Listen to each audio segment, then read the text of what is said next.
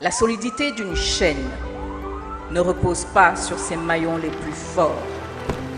Elle ne tient que grâce à la solidité de son maillon le plus faible. Ici, en RDC, les maillons forts ne manquent pas.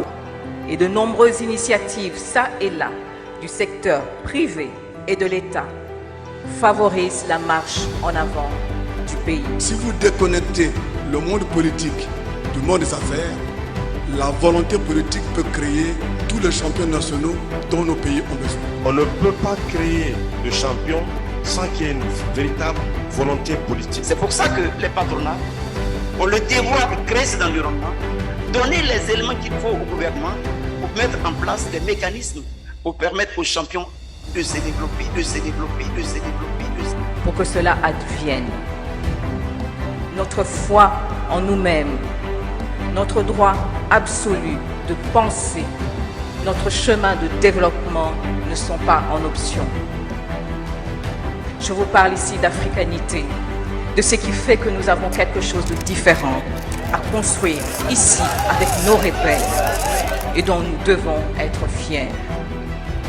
Je crois que c'est important de mentionner le contexte dans lequel nous exécutons justement ce programme des 145 territoires. L'action de l'État. Et c'est aussi une action qui est menée dans le sens d'une juste redistribution de nos richesses. Parce qu'il y a toujours eu un déficit de ce point de vue-là.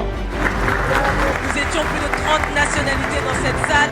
Rendez-vous jeudi 27 octobre à Mujima pour la deuxième et dernière journée.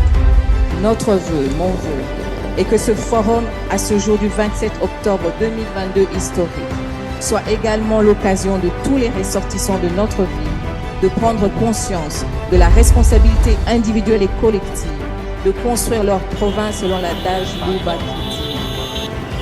Tubaka ikwetu, Tubaka kwabenda, kunkebadi yoyo. Je ne peux terminer ce mot sans vous remercier.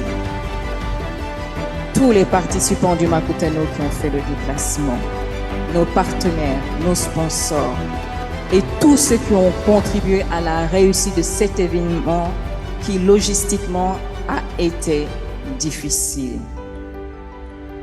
Mesdames et messieurs, distingués invités, la 8e édition du Forum Makutano aura eu, entre autres mérites, de mettre en lumière le secteur privé congolais, de faire un diagnostic exhaustif sur les faiblesses du dit secteur et enfin de dégager des nouveaux paradigmes en vue de sa résilience.